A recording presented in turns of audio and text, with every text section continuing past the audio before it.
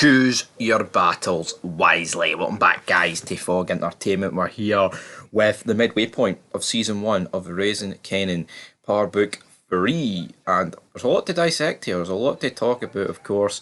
There's a bit of a couple of day time skip since the events of episode 4. You've got Raquel, Rock, yo Dwayne, yo The Rock. She's investigating, she's like, alright, I thought maybe Marvin would have potentially came clean, but he didn't. Thought Kanan would come clean, but he didn't. So what we're talking about here? Well, she basically gets both of them to admit it, but Kanan covers his uncle's back, which I like. I don't want to see Kanan throwing anyone under the bus. I never really did that. But it's just mad. It's mad to think that this character, Kanan, is going to go on to kill his own son. I think even at this point, like, see in the Power universe, you almost forget that Kanan killed his own son. You do, like, you almost forget that. It's absolutely freaking mental, to be honest. But what happens, guys? I'll tell you what happens. You get Raquel. She's eager to transform her business.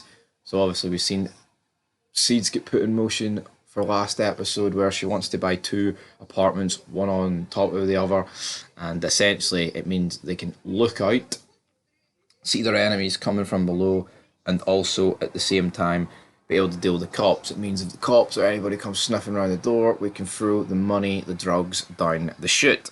Yeah, tell you what, I think it's a pretty smart plan here for Raquel.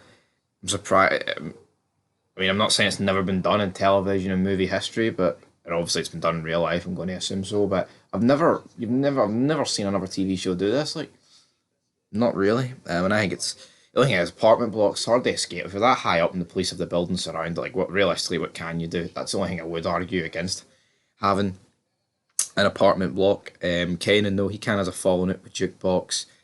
He's kind of over nothing, and he's like, I'll reveal your fucking secrets, man. So yeah, she runs off. Famously, when you come down with me to the studio, those two go down to the studio. Then the guy behind like the screen's like, "Oh, I need money, man." Then Lulu's like, "Alright, I'll give you money." He's like, "But yeah, I want you to put my niece in there." So obviously, her and Famous record a wee song, sounding quite good. It's a shame what happened to the character Jukebox. There was no singing going on in Power. That's for sure. Absolutely, no singing going on in season 3 and 4 of Power. Did not go according to plan for them. But yeah, she then heads to her girlfriend's house. They're kissing, and her mum walks in, and I was like, oh, this is a cringe-inducing scene here. It was quite cringy, wasn't it, man? It was extremely cringy. This scene, where you've just got so many issues. It's like, oh, and the dad doesn't really take it bad. He's kind of wondering, like, what the fuck's going on? And I get it. Early 90s. Different era.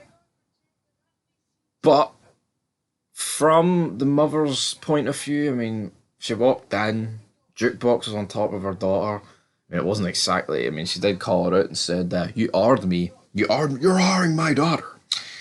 Not so much in that, and then Jukebox leaves. Will this relationship be picked up at any point? Probably not. I'm not surprised to end it here. Kind of guessed it would go down this route of yeah, big man, it's not going to happen that way. It's never going to happen. This relationship was never going to go anywhere, and you know, I'll be interested to see how like Marvin reacts to his daughter being a lesbian.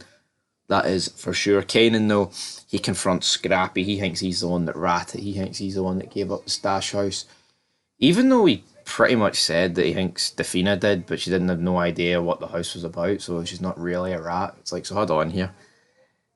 Then what about Scrappy? It's like you're just throwing Scrappy under the bus. He confronts him, he starts punching him, there's a bit of a brawl between these two. The police then pick them up. I believe it's Hard. The police officer, the guy who needs the bone marrow transplant, he's not going to get it though. But he might have found luck, because when he's questioning Kanan, he's like, Kanan says, "Oh, I was born August 75. He's like, "Really? I thought you were older." He's like, "Nah, man, I'm 15. So yeah, Kanan born in 75. We then see him look at the medical records and prison records for Kanan's dad, who was called DEF CON.